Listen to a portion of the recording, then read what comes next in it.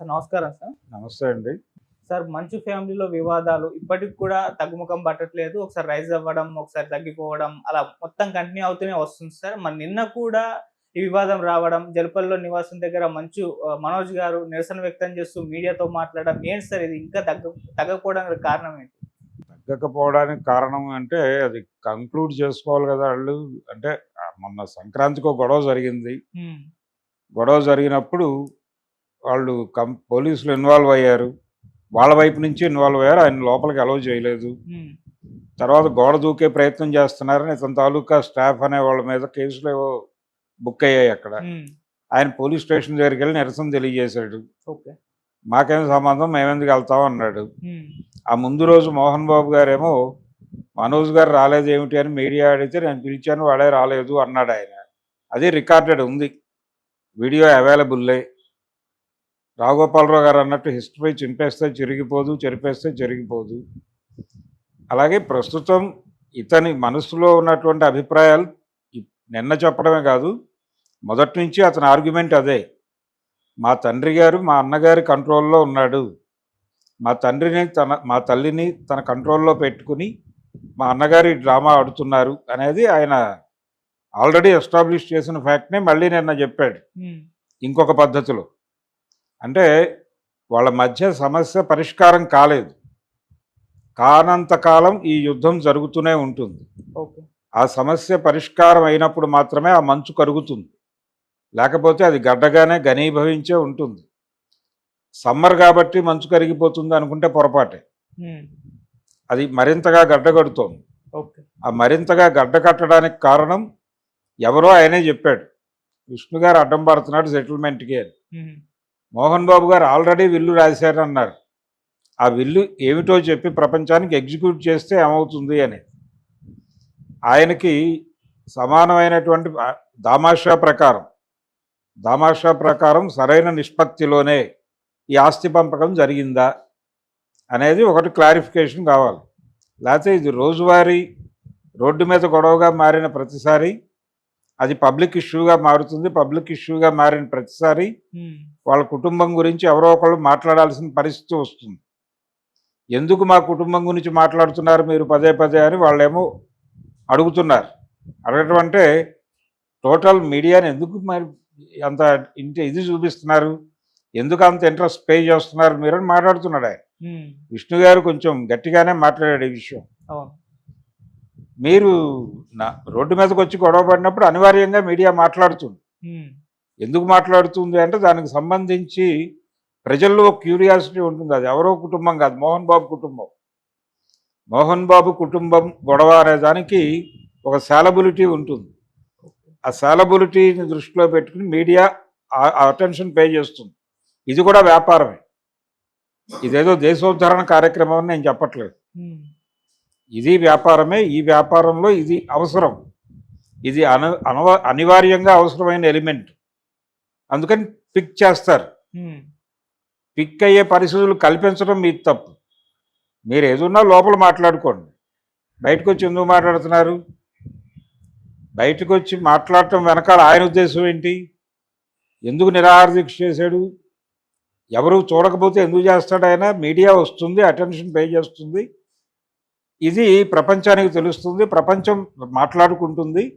ప్రపంచం మా కుటుంబ విషయం మాట్లాడటానికి మా నాన్నగారు ఇష్టపడరు, ఇలా మాట్లాడే పరిస్థితులు కల్పిస్తున్నాం మనం అనుకునే ఆయన తనని పిలిచి సమస్య పరిష్కరించి బాబు నీకు రావాల్సినవి ఇదిగో ఇస్తున్నాను అని అంటారు అనే ఉద్దేశంతోనే ఆయన అక్కడ పీఠం పెట్టాడు మనోజ్. అంతకుమించి వేరే రీజన్ ఏం లేదు. మీడియా ఫోకస్ ఉండదు, ఎవరు మాట్లాడరు, ఎవరు పబ్లిష్ చేయరు అనే గ్యారంటీ ఇస్తే ఆయన ఎందుకు ధర్నా చేస్తాడు? అక్కడ హాయిగా వెళ్ళి ఇంకేదన్నా ఊళ్ళో పడుకుంటాడు కదా. ఏసీలో సమ్మర్లో ఎందుకు రోడ్డు మీద నిలబడాలి? నిలబడ్డాడంటేనే ఆయన ఉద్దేశం అది, మీడియా కవరేజ్ వస్తుంది, కుటుంబ పరువు రోడ్డు మీదకి వేస్తున్నాడని లోపలికి పిలిచి ఓ పావలా ఇస్తారు అనే ఉద్దేశమే ఉంది ఆయనకి. ఆయన ప్రధానమైన ఆరోపణ గతంలో కూడా చేశాడు ఆయన. ఇది ఆ స్కూల్కి సంబంధించి లేదా వాళ్ళ విద్యా సంస్థలకు సంబంధించి ఒక బాడీ ఉంది, దానిలో తను కూడా ఒక మెంబరే అని చెప్పాడు ఆయన. టోటల్ మా ఫ్యామిలీ చాలామంది ఉన్నారు, మంచు విష్ణు గారు సర్వం సహా అధికారి కాదు, ఆయనే వారసుడు కాదు. దానిలో నేను భాగస్వామినే. నేనే కాదు, కుటుంబంలో ఇంకా కొంతమంది ఉన్నారు.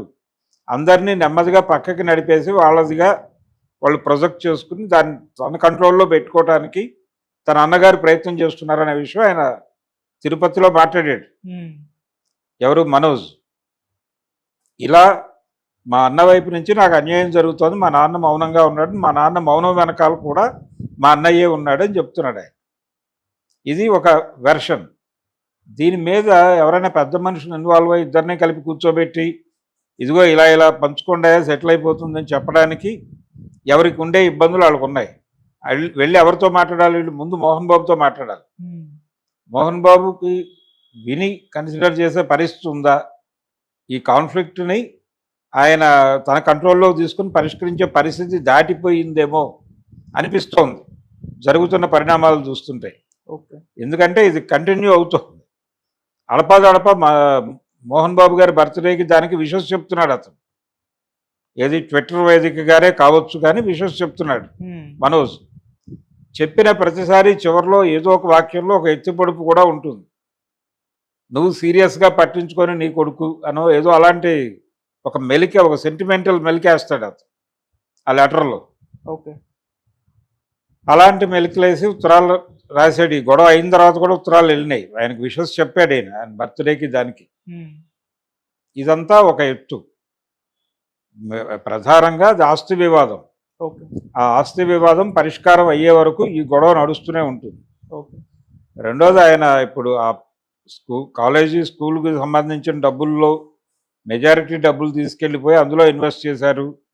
ఏది? కన్నప్ప తేడా అయితే ఈ వీటన్నిటికీ కమిటీ రెస్పాన్సిబుల్ అయితే తాను కూడా రెస్పాన్సిబుల్గా మారుతాడు. మారినప్పుడు ఎందుకు నేను అనవసరంగా రెస్పాన్సిబుల్గా మారాలి నాది కాని ప్రాజెక్టుకి అనే ఉద్దేశంతో నేను క్వశ్చన్ చేస్తున్నానని కూడా చెప్పాడు ఆయన. సో ఇది కొంచెం కాన్ఫ్లిక్ట్ బలంగా ఉన్నటువంటి వ్యవహారమే, చిన్న గొడవ కాదు. అలా దాన్ని ఆ కోణంలో పరిష్కరించాలి ఎవరో ఒకళ్ళు కూర్చుని. ఎవరికి వాళ్ళు ఆ ఫ్యామిలీలోకి వెళ్ళి సెటిల్మెంట్ ఎలా చేస్తాం అనే ఉద్దేశంతో ఎవరికి వాళ్ళు అలా ఉండిపోయారు సైలెంట్గా. ప్రేక్షక పాత్రలోకి వచ్చేసింది ప్రపంచం అంతా. ఇప్పుడు మనోజ్ వర్సెస్ మోహన్ బాబు ఫ్యామిలీ మధ్యలో మీడియా అనేటువంటి పరిస్థితి వచ్చింది. Okay sir. అండ్ తన సినీ కెరీర్ ఈ విధంగా కావడానికి కారణం కూడా మంచు విష్ణు అన్నట్టుగా ఆయన మాట్లాడుతున్నారు. ఒక సినిమాలో కూడా తనకి సినిమా కెరీర్ కోసం నేను నిలబడ్డాను, ఒక సినిమాలో ఫిమేల్ గెటప్ వేయాలి అని నాన్నగారు వచ్చి చెప్పారు, ఆ సినిమా హిట్ అవుతుంది, నువ్వు వేస్తే బాగుంటుందని చెప్తే మంచు విష్ణు గారి సినిమాలు నేను వేసాను, నాకు ఇష్టం లేకపోయినా నా సినిమా కెరీర్ మాత్రం ఈ విధంగా కావడానికి ఈయన కారణం అన్నట్టు మాట్లాడారు. మరి ఎందుకు దీని గురించి? అంటే ఆయన ఆల్రెడీ చెప్పుకున్నాడు ఇంతకుముందు. మనోజ్ చెప్పింది ఏంటంటే సినిమా ఇండస్ట్రీలో మేమిద్దరం నటులు కావాలి అనుకున్నప్పుడు మమ్మల్ని నిలబెట్టడానికి ఇద్దరికి సమాన అవకాశాలు కల్పించాలి కదా తండ్రిగా ఆయన.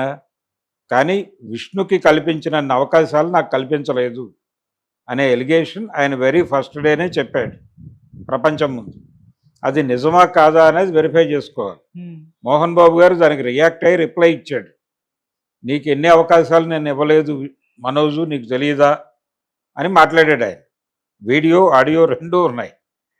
సో ఆ వివాదం ఉంది.